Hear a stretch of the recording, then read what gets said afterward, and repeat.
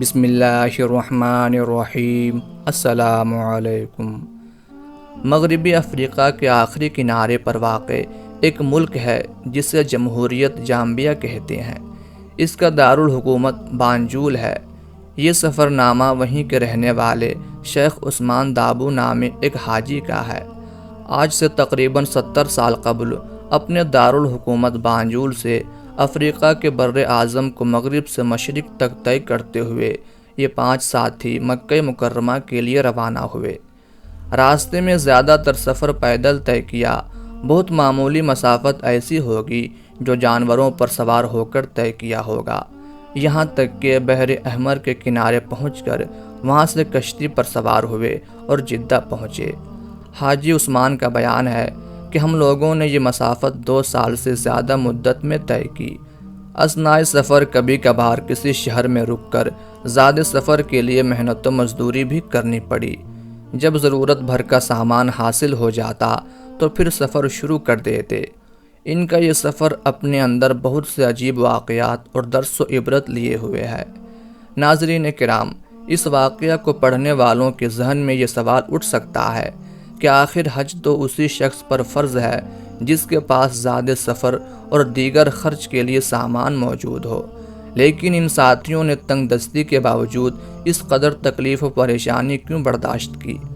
پوچھنے پر حاجی عثمان نے، جو شاید آج مرحوم ہو چکے ہوں گے، یہ جواب دیا کہ یہ بات سچ ہے، لیکن ایک دن ہم اور ہمارے ساتھی آپس میں بیٹھ کر حضرت ابراہیم خلیل اللہ علیہ السلام کا قصہ دہرا رہے تھے کہ وہ اپنے بیوی بچے کو لے کر بن کھیتی والی وادی میں اللہ کے محترم گھر کے پاس کس طرح پہنچے۔ یہ سن کر ہمارے ایک ساتھی نے جذبات بھرے انداز میں کہا کہ ہم لوگ ابھی جوان، صحت مند اور طاقتور ہیں۔ اگر اس گھر کی زیارت میں کوتاہی سے کام لیا تو اللہ تعالیٰ کے نزدیک ہم کیا عذر پیش کریں گے؟ خاص کر آنے والے ایام میں کمزوری کا ہی سامنا کرنا پڑے گا، پھر تاخیر کیوں کریں؟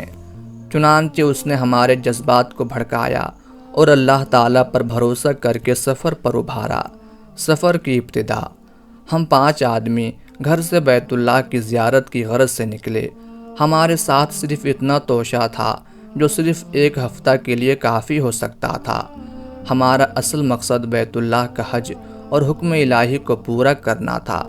راستے میں ہمیں ایسی پریشانی، تنگی اور مصیبت کا سامنا کرنا پڑا کہ اس کا علم اللہ کے علاوہ کسی اور کو نہیں ہے۔ کئی راتیں تو ہم اس قدر بھوک کی حالت میں گزارے کہ موت سامنے نظر آ رہی تھی۔ کتنی راتیں تو اس حال میں گزارے کہ درندوں کے خوف سے نیند کے لیے پلک بھی نہ جھپکتی تھی، اور کتنی راتیں ڈاکوؤں کے خوف سے اس طرح گزارنی پڑی کہ خوف و ہراس ہر طرف سے ہمارے گرد گھیرا ڈالے ہوئے تھے۔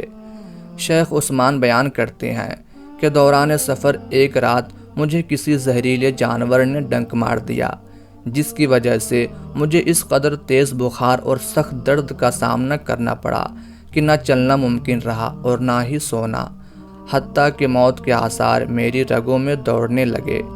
چنانچہ ہمیں ایک جگہ قیام کرنا پڑا۔ قیام کے دوران ہمارے ساتھی مجھے چھوڑ کر کام پر چلے جاتے۔ میں اکیلے دن بھر ایک درخت کے نیچے لیٹا رہتا۔ ایک دن تنہائی میں شیطان نے میرے دل میں یہ وسوسہ ڈالا کہ کیا تیرے لیے یہی بہتر نہ تھا کہ تو اپنے گھر میں ہوتا؟ تو اپنے آپ پر اتنا بوجھ کیوں ڈال رہا ہے جس کی تیرے پاس طاقت نہیں ہے؟ کیا تجھے معلوم نہیں ہے کہ اللہ تعالیٰ نے حج صرف اسی شخص پر فرض کیا ہے جو صاحب استطاعت ہو؟ وغیرہ۔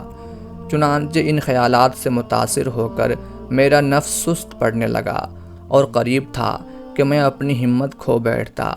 میرے ساتھی شام کے وقت جب واپس ہوئے تو ان میں سے ایک نے میرے غمزدہ چہرے کی طرف دیکھا اور میری خیریت دریافت کی۔ میں اس کی طرف متوجہ ہوا اور جلدی سے آنکھوں میں بھرے آنسو کو صاف کر لیا۔ شاید اس نے میری داخلی کیفیت کو محسوس کر لیا۔ چنانچہ اس نے مجھ سے کہا، اٹھو، وضو کرو اور نماز پڑھو۔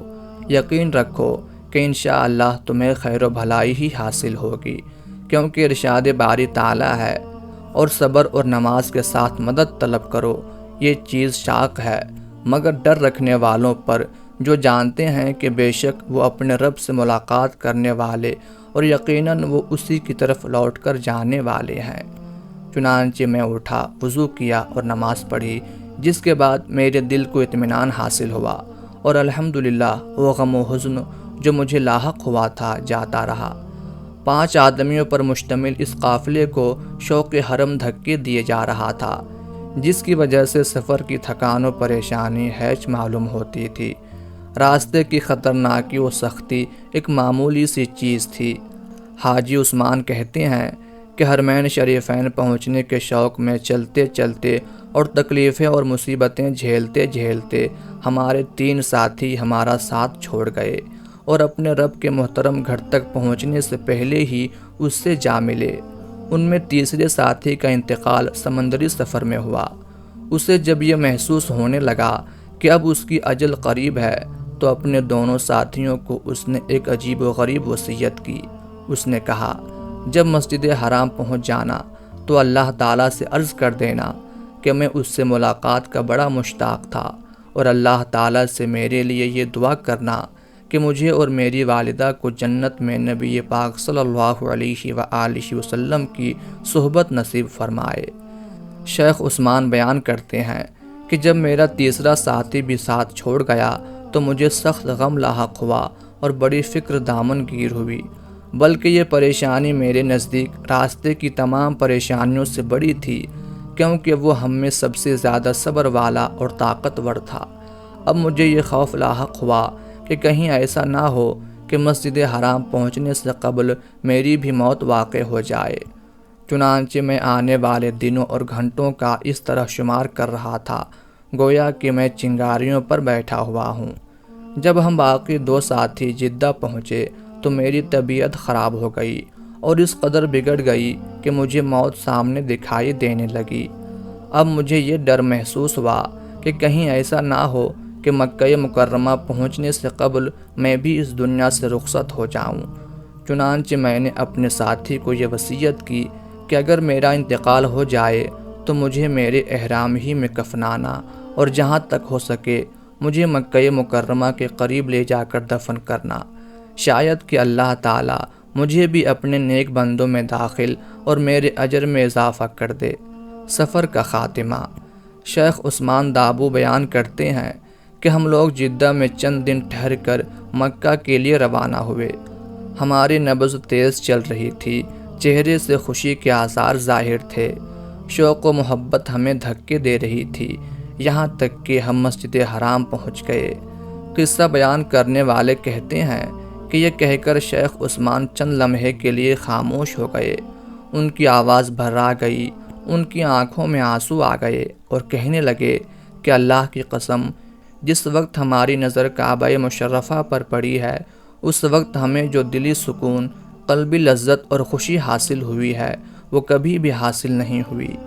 جیسے میری نظر کعبہ مشرفہ پر پڑی، میں فوراً اللہ تعالیٰ کے لیے سجدہ میں گر گیا اور شدت جذبات میں پھوٹ پھوٹ کر اس طرح رونے لگا کہ جس طرح بچے روتے ہیں۔ پھر میں نے اپنے ان ساتھیوں کو یاد کیا جنہیں مسجد حرام تک پہنچنا نصیب نہ ہو سکا۔ ہم نے اللہ تعالیٰ کی اس نعمت پر اس کا شکریہ ادا کیا اور دعا کی کہ ان کے اس سفر کو قبول فرمائے، اجر و ثواب سے محروم نہ کرے، انہیں اور ہمیں راستے اور عزت کی بیٹھک میں قدرت والے بادشاہ کے پاس جگہ دے۔